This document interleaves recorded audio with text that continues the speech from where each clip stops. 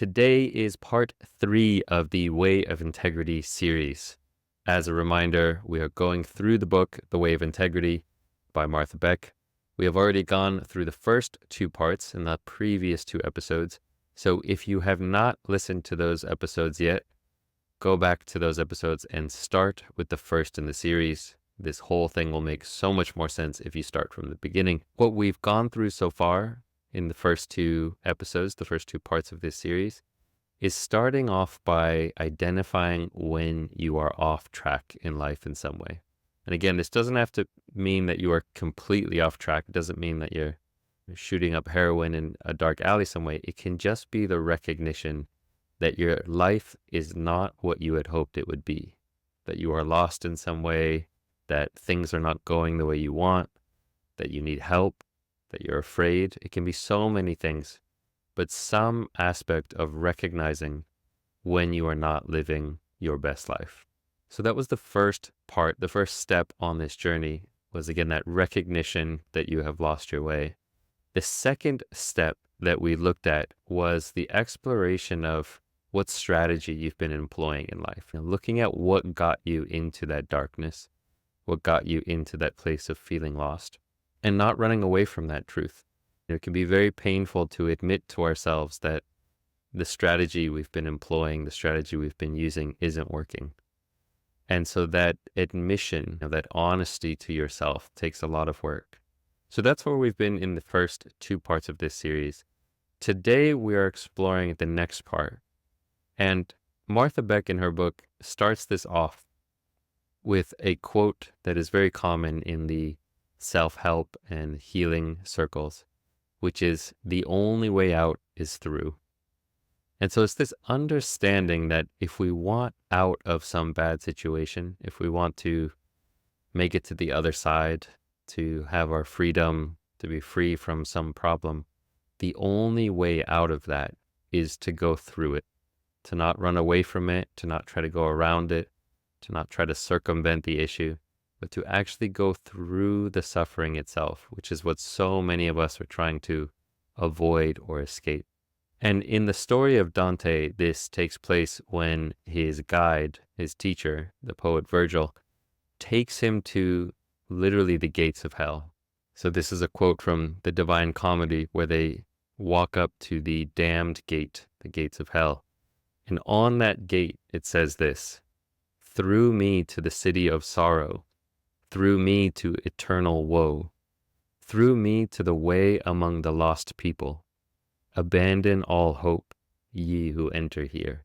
So it's a pretty stark vision, a stark image that we have, that we come up to this gate of hell, this gate of suffering, and it literally warns us. It says, this is a dark and scary and nasty place. There's a lot of suffering in here. If you want to come in, just abandon hope. This is where the lost people go. This is where the suffering is.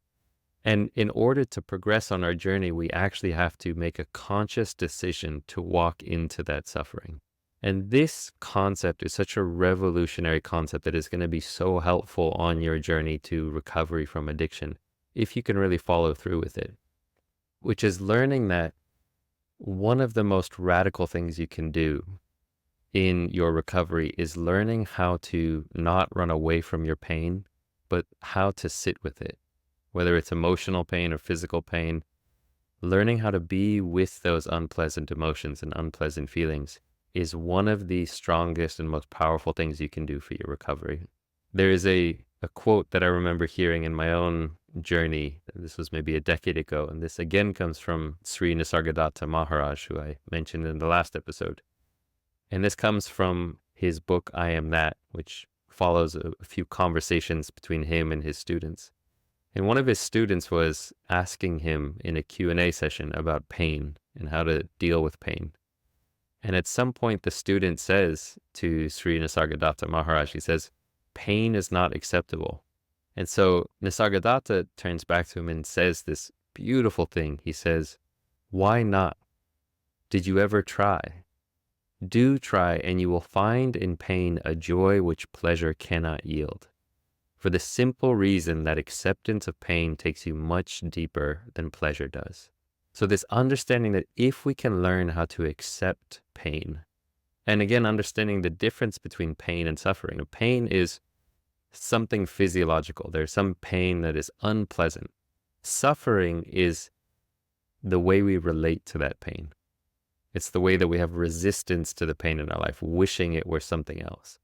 But if you can learn how to sit with pain, to accept it, this will transform your life because you no longer need to run away from your pain. This is what addiction is. Addiction is when somebody can't be with pain, whether it's physical pain in their body or an emotional pain. It could be boredom, it could be stress, it could be loneliness, it could be fear, it could be a knee pain, a back pain, chronic pain, any kind of pain. And when you don't know how to sit with it, you run away from it and you run into your numbing device. Whether it's your phone, it could be Netflix, it could be junk food, it could be sex, it could be porn, whatever your coping mechanism is, it's a way to run away from pain.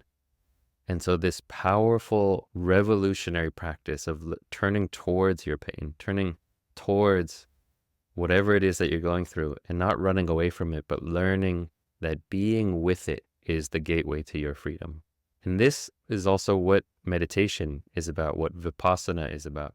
Vipassana meditation, which mindfulness meditation really comes from this practice of Vipassana, is this ability to sit with what's happening, to observe what's happening without running away from it, to sit with knee pain and observe it and say, oh, okay, this is unpleasant, this is painful, but I don't need to run away from this. And in doing that, you are strengthening this muscle of equanimity, strengthening this muscle of being with your pain. And this, again, is your gateway to freedom. Because if you can't be with pain, whenever something difficult comes up, something unexpected, stress, some emotional discomfort, some fear arises, you're just going to run away. You're going to run into pleasure, distraction, avoidance, all the things that we do in our addiction. So this is part of the process, is going through rather than trying to run away or run around it. Now, after this, in the chapter following this, The Only Way Out is Through, we then go into the Inferno. So Dante goes into the Inferno with his teacher Virgil, and a lot of beautiful things happen. And in this chapter, what I want to highlight is what Martha Beck titles as How to Unchain Yourself from the Inferno. So again, we're following Dante. He goes into the gates of hell. He walks down, sees all these different levels of suffering. There's different kinds of suffering. There's different levels. There's this kind of torment or that kind of torment. And the question is, how do we unchain ourselves from the Inferno?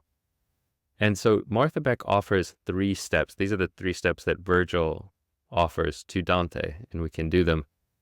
The first step is to observe your own suffering demons. To observe your own suffering demons. This is the process of sitting with your darkness, turning towards your suffering. The very first step is to stop running away and to sit there with these demons, these sufferings, these pains, whatever it is. The second step to do, Martha Beck says, to question the absolute truth of your painful thoughts. And so here we look at suffering a little bit more closely, and we understand that pain and suffering are different. Pain is something inevitable, it happens to everyone. Suffering is how we relate to our pain, how we relate to our life. It's the stories that we're telling ourselves that we're believing to be true. And so it's really important in this process of going through the Inferno is to take time to really examine the stories you're believing about yourself. So you might take some particular topic that you're suffering about, might be your porn addiction, and then to examine the stories you're believing, the things that are making you suffer about this. So it might be some story around, I'm unlovable. If because I watch porn, this makes me unlovable. Or because I watch porn, people will be disgusted by me, or no one will accept me. And whatever it is, to start to examine the thoughts that are causing this suffering in your life. It can also be related to the craving. The thought might be, I need to have this sex in order to be happy. Unless I have sex with this woman and that woman, I won't be happy. That is also a form of suffering. So this second step is really taking the time to examine What's the story here? What's going on behind this suffering? What's causing the suffering? The third step, as Virgil offers and Martha Beck explores in the chapter, is to then move on, which is we sit down, we don't run away, we observe the suffering, and then we question it. Is this really true? And then the third step is we move on. We don't just linger in that truth. We don't linger in the reality that we're broken in some way. We move on. We say, okay, maybe there's another reality. I don't need to stay locked in this. I don't need to be consumed by this fear. I don't need to be believing in the story that it's telling me. So those are the three steps that we can use to break ourselves from the chains of suffering.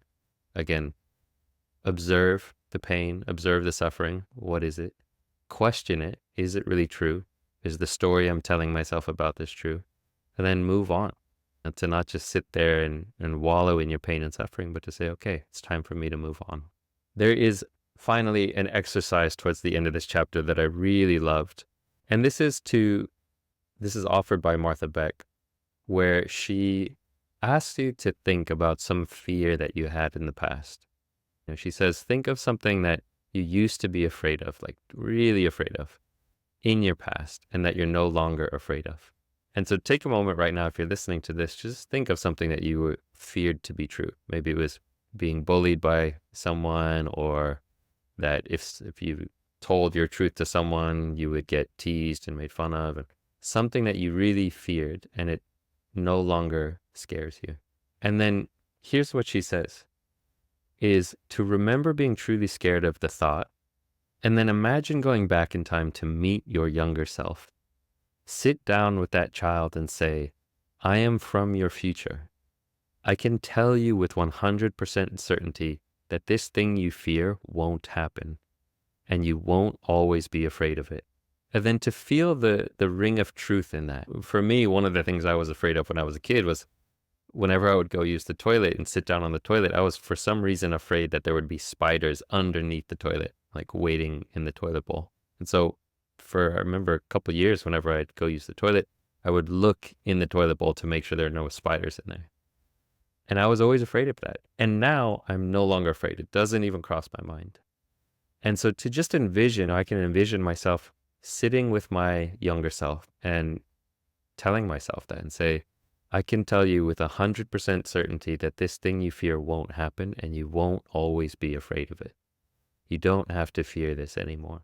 This is what we do for the past version of ourselves. Now here's where it gets interesting. To next call to mind one of these hell thoughts that you've been having currently, one of these stories that you're telling yourself about your life. And then imagine you can hear your own voice from the future, from a future version of yourself. It's saying in a confident and comforting voice, I am from your future.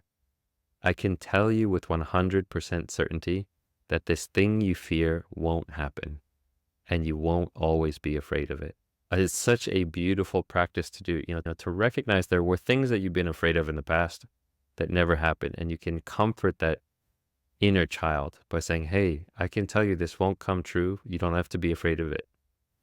And imagine the future version of yourself telling your current self, hey, I know there's something you're afraid of. There's some thought that you don't want to visit, something about your life that you're scared to look at, something that you're afraid of happening. People might find out about my porn addiction, whatever it is.